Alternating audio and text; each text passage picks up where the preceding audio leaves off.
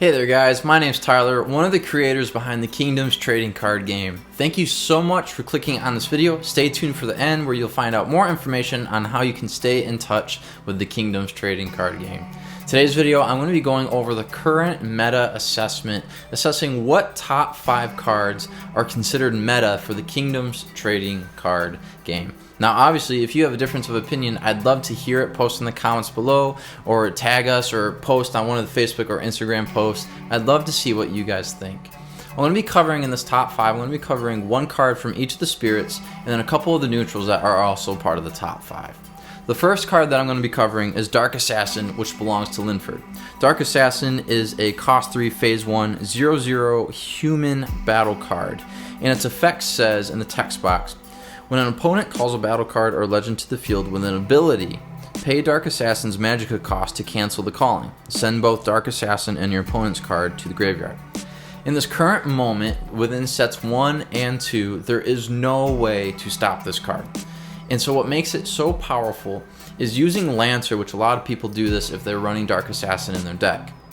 They will search out Dark Assassin, and now they have it as ammo to stop their opponent from playing any of their super powerful cards, especially if they have an ability, which they have to for Dark Assassin to work.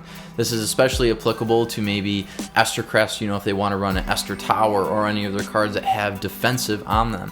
Or it's the same thing with any Furbish or Cluedace cards that maybe have the ability of silence or gift on them.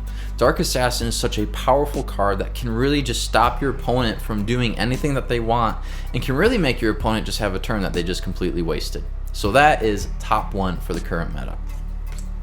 The second card that I want to cover is Furbish Temple Judge. Furbish Temple Judge is a cost 9 phase 2 human battle card with 600-700 stats. Its text box says this: it has the Silence 3 ability, and while on the field, -100/-100 to all opponents' battle cards and legends. Now, this card is a little on the pricey side, but for what it does, it is way too cheap. Being able to silence those cards and then also giving them that negative effect, and what really is the kicker for a lot of people, what makes this card so good is the fact that it has 700 health.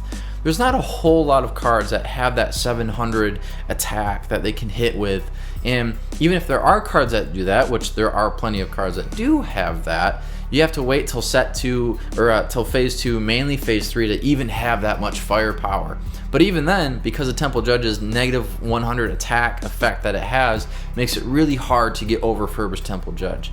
This card is limited at the moment, but I think it definitely is the current meta for any Marif player that wants to have some heavy hitting, some control, kind of a good combination of all the types of play styles. So that is top 2 for the current meta.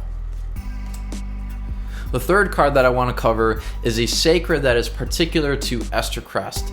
And right away, people were kind of picking up that it was going to be a good sacred, and that I would say that is still true for any Tanis player. The card I'm going to be going over is Tanis' Dwelling Place, which is a monument sacred with 1500 health, 0 attack. Besides having bleed, its text box says this: while this sacred is revealed, your opponent's battle cards and legends have -100 attack, -0 health. Battle cards and legends with defensive cost -2 Magicka to play. What makes this sacred so good is the fact that both of its effects are continual. And so it's not just a one-time effect, it's not just a one-time thing that happens, it is something that occurs every single turn, and it impacts both them and the opponent. So for an opponent, you might be putting down these cards and you're starting to build up this attack because you're trying to get over these cards that have defensive and or bleed, but this -100 really hinders. You wouldn't think that 100 would really do much, but it actually does quite a bit in the middle of gameplay. And then besides that, just being able to make your own cards cost a little bit cheaper, that changes the whole game, especially because Tanis Kingdoms have kind of a hard time generating Magicka, so any way to make cards cheaper is definitely good for them.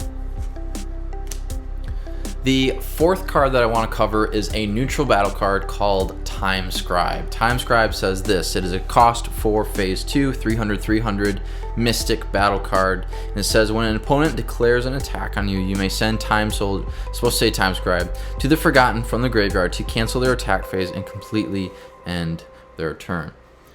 Even just reading it, I'm sure you can imagine, well, wow, that's pretty good.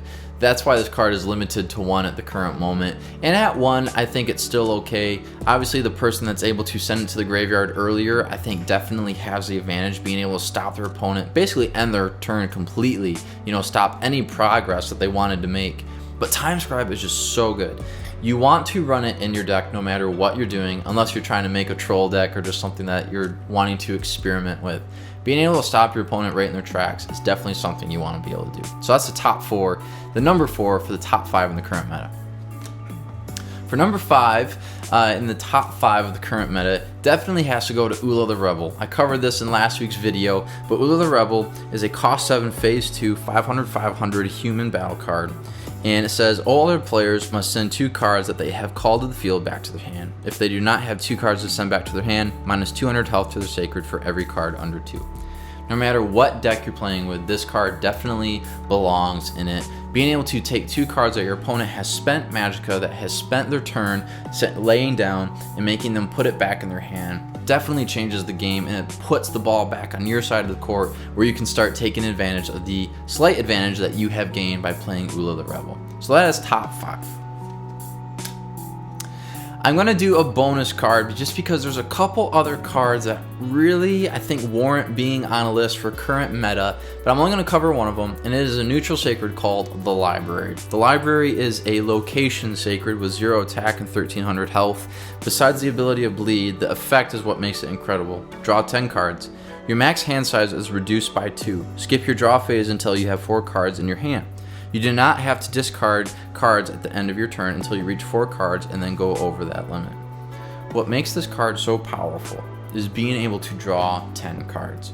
Now, if you're running a 40 card deck, that's 25% of your deck that you're getting to dig into. A lot of people run it phase 2, so they already have been able to draw, besides their opening 6, have probably been able to draw an additional 4 or 5 cards by this point, especially if they're running like Outpost Tower, Temple Teacher, or even Watchmaker, being able to draw cards. And so to get 25% of your deck into your hand gives you such an advantage, because you're guaranteed to draw another card, draw a card. You're guaranteed to get the tokens or the other cards that you need. This card hasn't been limited yet because there still hasn't been enough gameplay with it to see truly how impactful it is. Does playing Library mean that you're going to win every time? I don't know. But every time that I have seen it used, however, it definitely changes the game, that is for sure. And so that is the top 6 for the current meta of the Kingdoms trading card game. Thank you guys so much for clicking on this video. Please check out the Facebook, the Instagram, and the website to get information on the game, sets that are coming out, ideas, and all that jazz, where I'm just trying to keep you guys in the loop for the game, especially the website. I've been trying to dedicate a little bit more time to that, just to add rules and other things to it to make it a little bit more interesting and worth your time going to.